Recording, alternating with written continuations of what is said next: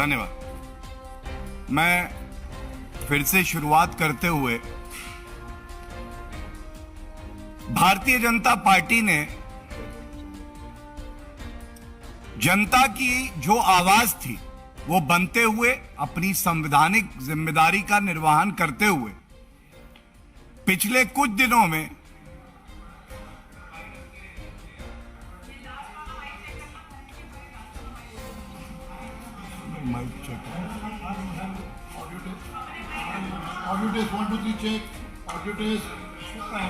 Audio check ये तो ठीक आ रहा है।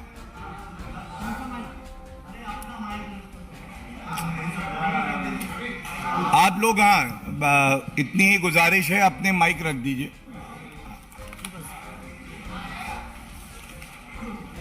सबसे बढ़िया ये क्लियर आ रहा है। अभी अनिल जी कह रहे क्लियर आ रहा है। चलिए कोई नहीं।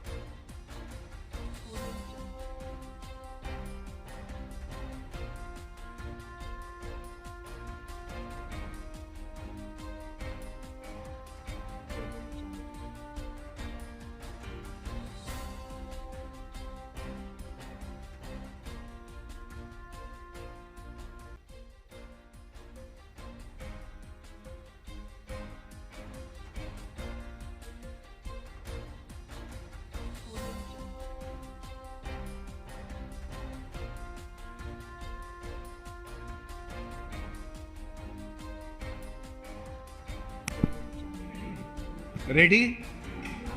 मैं समझता हूं कि आवाज अब बिल्कुल स्पष्ट आ रही है, क्लियर है। Thank you. तो हम इस प्रेस वार्ता में एक बहुत बड़ा खुलासा आपके समक्ष करेंगे, और उससे पहले मैं ये जरूर कहूंगा, भारतीय जनता पार्टी पिछले कुछ दिनों से और तमाम भारतीय जनता पार्टी के जो नेता हैं, सांसद हैं, श्री विदोड़ी जी हमारे साथ हैं, आज प्रदेश अध्यक्ष आदिश गुप्ता जी थे कल, बार बार जो मुख्य मुद्दा है उस पे अरविंद केजरीवाल जी को लाते हैं। ये जनता के प्रश्न हैं, इसका उत्तर दे दीजिए। लेकिन विचित्र आपकी पाप राजनीति है। जो प्रश्न जनता पूछ रही है वो अरविंद केजरीवाल जी सुन पा रहे हैं, लेकिन क्योंकि निरुत्तर है, भ्रष्टाचार पकड़ा गया है, तो गोल पोस्ट के साथ भाग रहे हैं। जनता प्रश्नों का गोल दाग रही है और वो गोल पोस्ट बदलते हैं। कभी न्यूयॉर्क टाइम्स के लेख पे पहुंच जाते हैं, कभी राजनीतिक द्वेष बताते हैं, कभी मोदी जी वर्सेस अपने को ही एक बड़ा नेता बताने लगते हैं, कभी विधानसभा के चुनाव पे चले जाते हैं। लेकिन ये सब जो आप कर रहे हैं ये आपके काम आएगा नहीं। आज सबसे पहले शुरुआत करूंगा खिसियाए हुए अरविंद केजरीवाल जी और एक्यूज्ड नंबर 1 मनीष सिसोदिया कहने लगे कि मेरे पास एक संदेश आया है भाजपा का। मैं इतना ही कहूंगा, जिनकी नीयत खोटी है, सोच छोटी है, उनको कोई क्या तोड़ेगा। आपका अहंकार तो दिल्ली की जनता तोड़ रही है। ये सब अनर्गल बातें करना बंद करिए। और आपको अगर इस बात का अहंकार है कि आप भ्रष्टाचार करके जनता का जो रुपया है उसे लूट कर उत्तर भी नहीं देंगे, बहुत जिम्मेदारी से हम कहते हैं आपका अहंकार और गुरूर भी टूटेगा और यह सुनिश्चित किया जाएगा कि जनता का जो एक एक रुपया है उसकी वसूली हो। जो बड़ा खुलासा हम करेंगे, आप सब जानते हैं कि 24 घंटे की मोहलत कल दी गई थी कि अरविंद केजरीवाल जी, अगर आप ईमानदार हो, कट्टर ईमानदार हो, तो जो प्रश्न पूछ रहे हैं उसका उत्तर दे दीजिए। जनता से आप आंखें नहीं मिला पाएंगे, लेकिन कम से कम प्रश्नों के उत्तर तो दीजिए। 24 घंटे पूरे हो गए, उत्तर में आया एक ट्वीट में फिर वही अनर्गल बातें। तो इसलिए हमने सोचा कि जनता के जो सवाल हैं पुनः आपके समक्ष रखें और ये दिखाएं कि ये छोटे भ्रष्टाचारी नहीं हैं, ये कीर्तिमान बना रहे हैं भ्रष्टाचार का। आबकारी नीति कैसी हो, इसकी एक कमेटी का गठन हुआ और आज की प्रेस वार्ता में प्रमुख बिंदु यही रहेगा, कितने बड़े भ्रष्टाचारी हैं अरविंद केजरीवाल जी और मनीष सिसोदिया। सिफारिश हो रही है क्या और नीति ला रहे हैं क्या। और चुनौती देके कहता हूं, अगले 24 घंटे में जो प्रश्न उठा रहे हैं हम लोग, जनता को यह जानने का हक है। ये जो आबकारी नीति आप सिफारिशों को अनदेखा करके लाए, लूट खसोट मचाने के लिए आपने ऐसा क्यों किया। तो आबकारी नीति कहती है, सिफारिश जो हुई, इस कमेटी में वरिष्ठ लोग सम्मिलित थे। पहले मैं बताऊंगा कि कमेटी की सिफारिश क्या थी। कमेटी ने कहा जो होलसेल का ठेका होगा L1, ये सरकार अपने पास रखे। और मैं पढ़ रहा हूं 1.1.1 एक वाक्य और अरविंद केजरीवाल का झूठ भी पकड़ा जाएगा और भ्रष्टाचार भी उजागर हो जाएगा। IMFL trade should be revamped by bringing the entire wholesale operations under one government entity. क्यों? जब सरकार की संस्था के तत्वाधान में होगा, पारदर्शिता भी रहेगी, घोटाला भी नहीं होगा, कार्टेल भी नहीं बनेगा और जो मुनाफा होगा वो मुनाफा राजकीय कोष में आएगा, जनता के लिए लगेगा। लेकिन किया क्या? सिफारिश ये और जो नीति आई, सरकार में रहते हुए ये पहले मुख्यमंत्री और उप मुख्यमंत्री मनीष सिसोदिया है जिनको सरकारी संस्थाओं से ही नफरत है। इन्होंने ये जो बड़ा कारोबार था, एक बड़ा घोटाला करने के लिए निजी लोगों को दे दिया। सरकार निजी, सरकार में पैसा जनता के पास, निजी में वापसी होके अरविंद केजरीवाल जी की तिजोरी में। सर्वोच्च न्यायालय का कानून है, एक्साइज एक्ट है, GNCTD एक्ट है। आपने इतना बड़ा उल्लंघन किया, जो सिफारिश थी उसका विपरीत करते हुए कोई टेंडर नहीं, कोई पब्लिक नोटिस नहीं। सर्वोच्च न्यायालय कहता है कि जो संसाधन सरकार के होंगे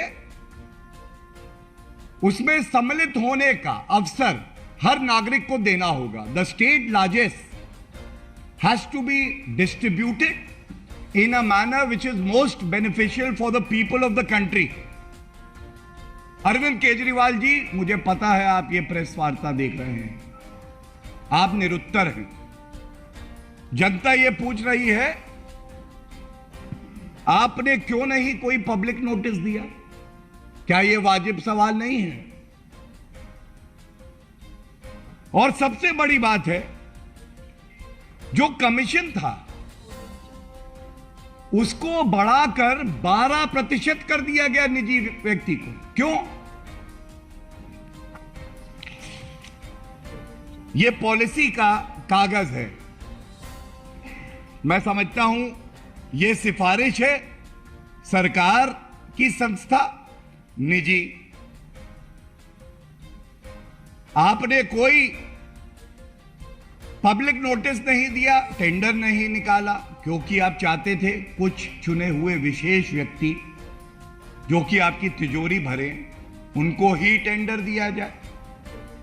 और सबसे बड़ी बात है, जब कमीशन 2% थी उसको 12% करा,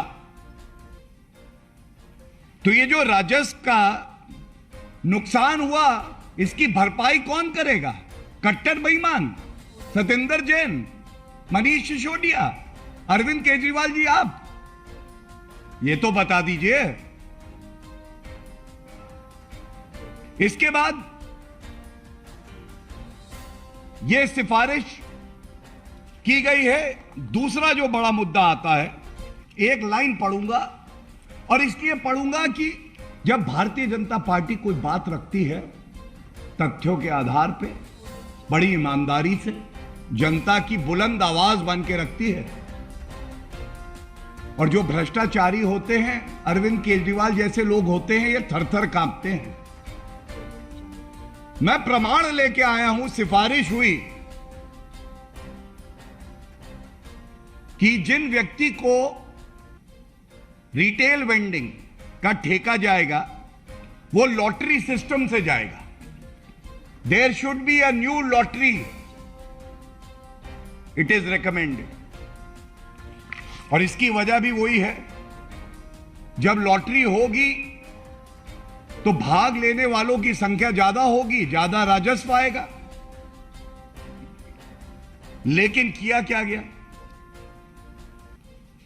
पूरे दिल्ली क्षेत्र को 32 जोन में बांटा गया, लॉटरी नहीं की गई, और 16 ऐसे शराब के कारोबारी जो कि इनके साथ मिली भगत में इनको रुपया देंगे, उनका चयन करके हर किसी को 2 जोन दे दिए गए। अब यह बड़ा चिंताजनक है कि आप अपनी आबकारी नीति जो बनाते हैं उसमें सरकार के जो नुमाइंदे हैं उनका विवेक जरूरी नहीं है। जिनको भ्रष्टाचार करना है वो बता रहे हैं कि आबकारी नीति में ये वाला क्लॉज हमें पसंद नहीं है। 30 करोड़ रुपए का जो जुर्माना है उसको माफ कर दीजिए, 144 करोड़ रुपए जो देने हैं सरकार को उसको माफ कर दीजिए। ये तभी होता है अरविंद केजरीवाल जी, जिसको जनता ने जिम्मेदारी दी हो ईमानदारी से जनता की सेवा करने के लिए, वो खुद बेईमान हो जाए। और तीसरी बड़ी बात, ये बहुत अहम है, ये स्पष्ट था सिफारिशों में कि 10% जो है वो लाइसेंस फीस को बढ़ाया जाएगा रिन्यूअल पे। यहां पे और बड़ी एक लूट हुई। सिफारिश को आबकारी नीति में लाया गया और लिखा गया add 10% to account for year on year growth 10% of clause 6 में जो है उन्होंने बताया कैसे रेवेन्यू होगा। और इसके साथ उन्होंने कहा कि 10% बढ़नी चाहिए, लेकिन जब इसको लागू करने की बात आई, दबाव में आते हुए कहीं हमारी ये काली कमाई रुक ना जाए, ये 10% जो है वो लिया ही नहीं गया। इससे अनुमान है ये करीब 900 करोड़ रुपए का नुकसान राजस्व को हुआ। 900 करोड़ रुपए केवल इस 10% जो बढ़ोतरी होनी थी रिन्यूअल पे फीस में, वो ना लेने से। अब ये सारी बातें कहते हुए मैं इतना ही कहूंगा, जैसा हमने कल भी कहा था, मनीष सिसोदिया जी कह रहे हैं 1 करोड़ का जो नंबर है वो एफआईआर में लिखा है। 1 करोड़ हो या 900 करोड़ हो या 9000 करोड़ हो या इससे भी ज्यादा बढ़कर हो, ये तो विवेचना का विषय है। दूध का दूध और पानी का पानी हो जाएगा, सच्चाई सामने आएगी। और मनीष सिसोदिया जी, आप कहते हैं मैं झुकूंगा नहीं। अरविंद केजरीवाल जी सर्टिफिकेट देते हैं, ये कट्टर ईमानदार हैं। ये बात अलग है कि आजकल जिसको कट्टर ईमानदारी का सर्टिफिकेट अगर अरविंद केजरीवाल दे देते हैं तो वो जेल की सलाखों के पीछे जरूर जाता है। और ये भी बात स्पष्ट कर दें, अगर विवेचना पूरी तरह से हुई, सामने आई और आपका भ्रष्टाचार सामने आया, तो आप कानून के सामने झुकेंगे भी और आपका भ्रष्टाचार रुकेगा भी। गलतफहमी में मत रहिएगा। कानून और जांच एजेंसी अपना काम करेंगी, पूरी तत्परता से कर रही हैं। मैं 24 घंटे पुनः भारतीय जनता पार्टी की तरफ से आपको देता हूं इस चुनौती के साथ कि अगर आप कट्टर ईमानदार हैं, जैसा आप अपने आप को प्रमाणित करते हैं, बाहर निकलकर आइए और जो सवाल जनता के हैं उनका उत्तर जरूर दीजिए। और अगर आपको लगता है इन सभी गंभीर आरोपों का उत्तर न्यूयॉर्क टाइम्स का आर्टिकल है और इश्तिहार का बजट बढ़ाकर टिम्बकटू टाइम्स में भी आप एक इश्तिहार दे के बच जाएंगे, तो ऐसा होने वाला नहीं है। सत्य बाहर आएगा जरूर। बहुत बहुत धन्यवाद। मैं प्रेम जी से कहूंगा आगे की कार्रवाई करें। आदरणीय रमेश बिदुड़ी जी से आग्रह है कि आपको संबोधित करें।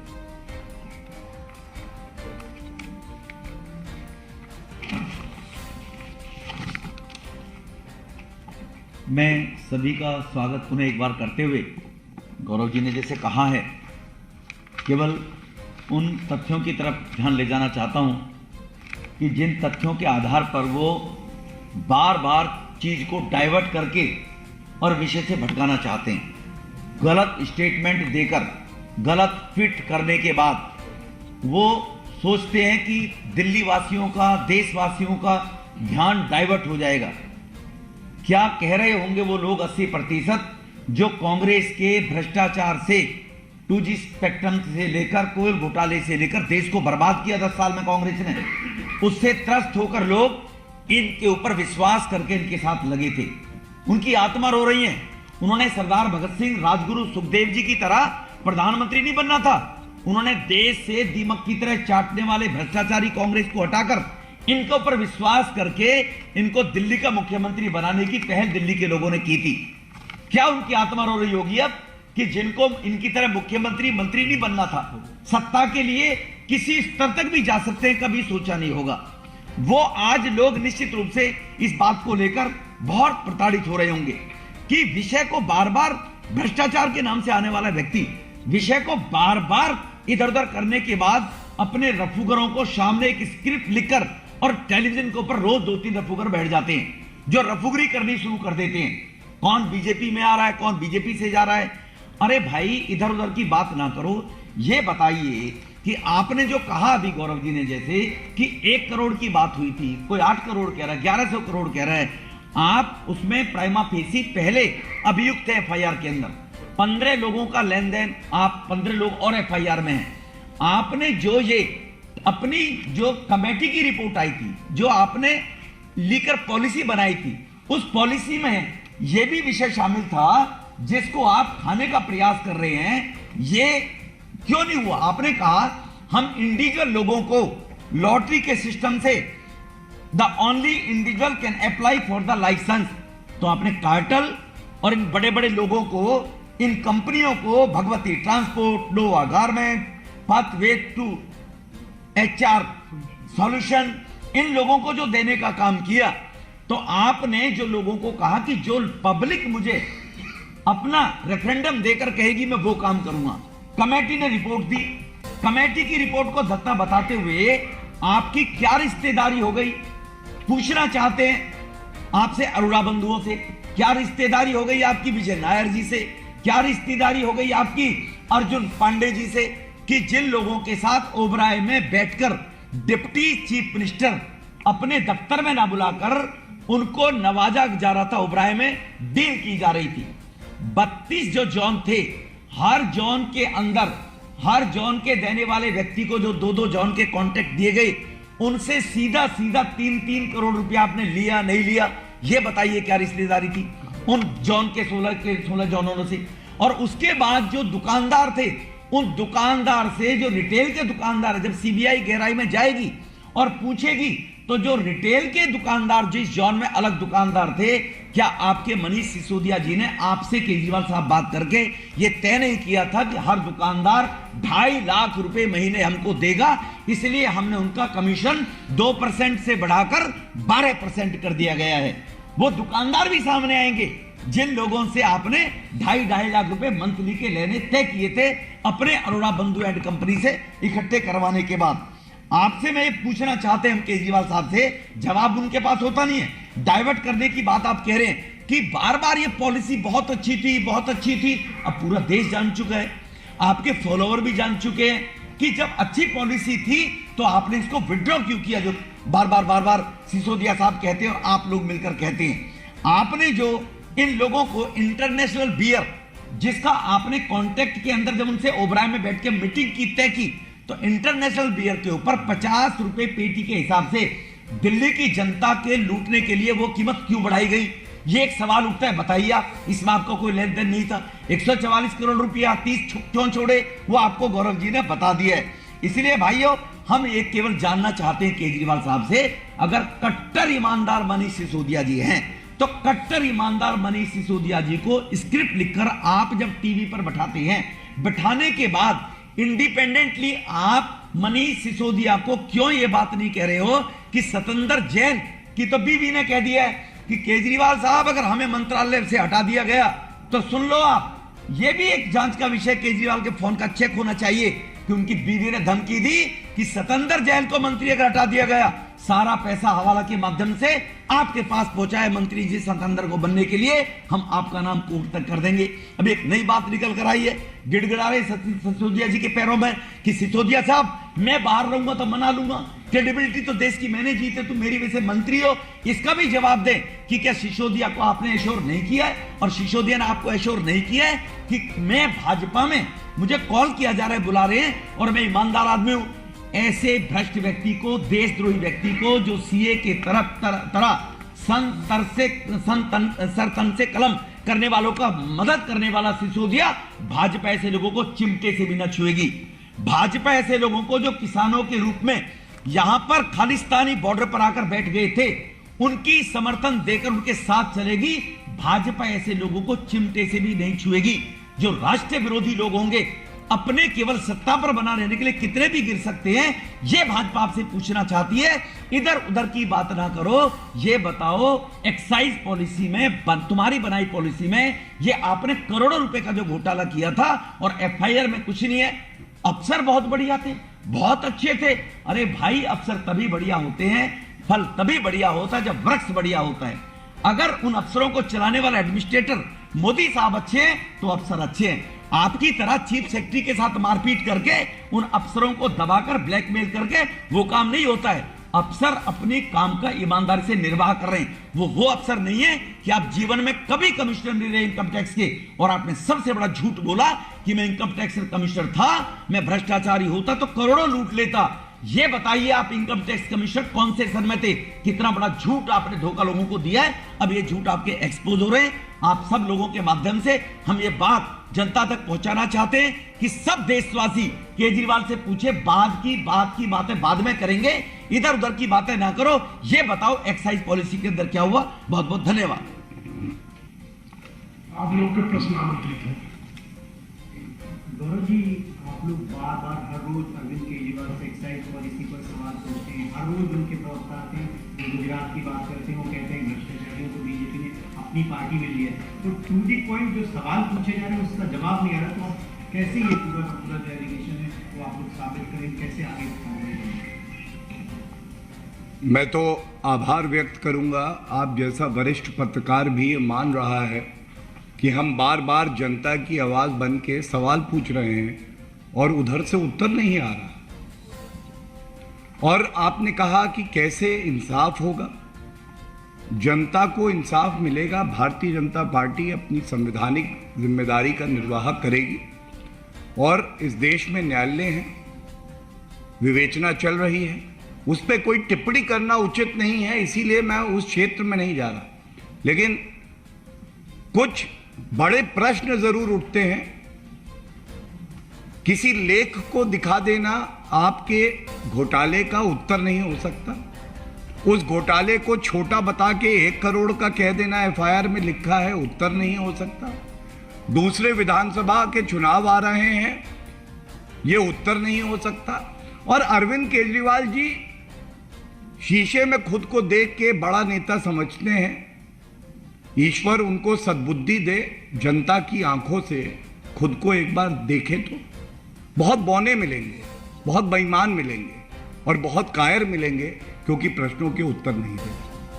गौरव जी, एक सवाल और, जाति कार्ड में खेलने की कोशिश की और उन्होंने कहा कि महाराणा प्रताप की वो बिल्कुल भी फांसी पर लटका देना, लेकिन वो सर कटा देंगे। आप लोगों से समझेंगे। देखिए, मैं ऐसा समझता हूं कि अभी तो बहुत कार्ड खेले जाएंगे। विक्टिम कार्ड भी है, बाकी कार्ड भी है, लेकिन ईमानदारी की नीयत से इसी मंच से बार बार ये सवाल पूछेंगे और जो सवाल सामने आएंगे जनता की आवाज बन के हम लोग पूछते रहेंगे। और जब भ्रष्टाचार होता है तो उससे प्रताड़ित हर व्यक्ति होता है। यह भ्रष्टाचार का नया फॉर्मूला आम आदमी पार्टी का हो सकता है, जिसमें वो जात लाएं, धर्म लाएं, विदेशी ताकतें लाएं, लेकिन प्रत्यक्ष को प्रमाण की आवश्यकता नहीं होती है। और अरविंद केजरीवाल जी की चुप्पी ये सिद्ध कर रही है कि अरविंद केजरीवाल कट्टर बेईमान हैं।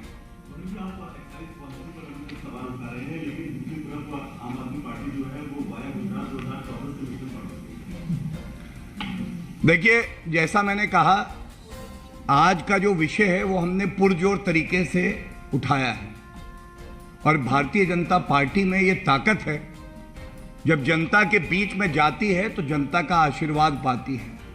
अरविंद केजरीवाल जी की तरह गाली नहीं मिलती।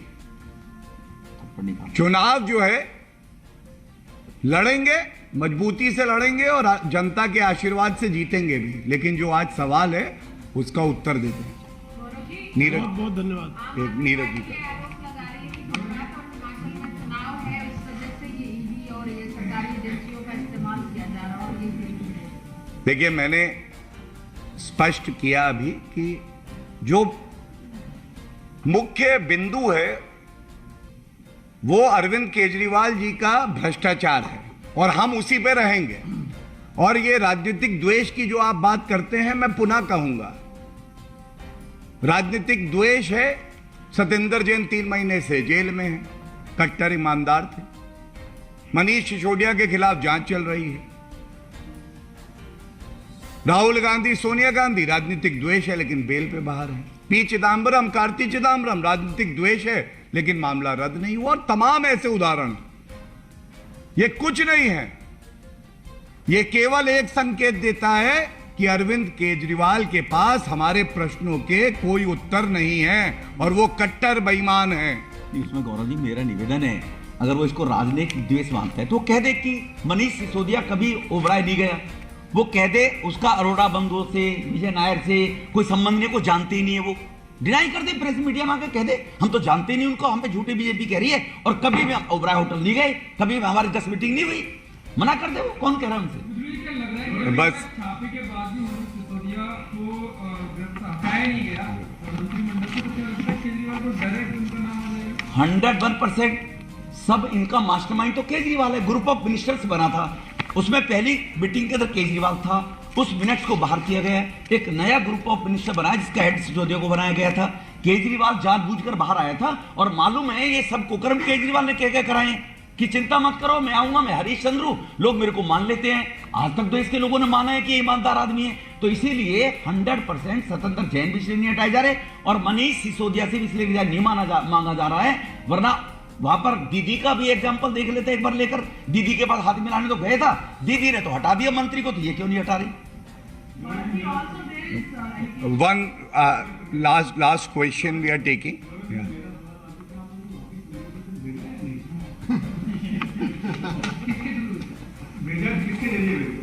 देखिए नीरज जी, आपने जो बात करी है, मैं आज के मुद्दे पर रहते हुए केवल एक बात कह के अंत करूंगा इस प्रेस वार्ता का। अरविंद केजरीवाल जी भ्रष्टाचारी, मनीष सिसोदिया जी भ्रष्टाचारी। कोई परिवार इनको घर में घुसने नहीं देगा। भाजपा जो परिवार है ये पूरे विश्व का सबसे सम्मानित, सबसे बड़ा परिवार है। तो आप समझ गए होंगे कि मैं क्या कहना चाहता हूं। धन्यवाद।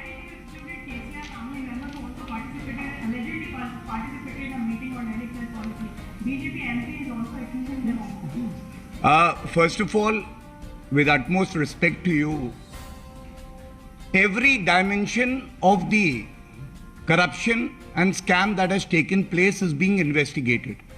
There is a series of press conferences that are taking place from the BJP national headquarters as well as the Delhi state headquarters. And you are also aware every aspect has been covered best to our ability. And if you feel that certain aspect has not been covered, then we have full faith in the free media of the country to raise that issue as well. Thank you.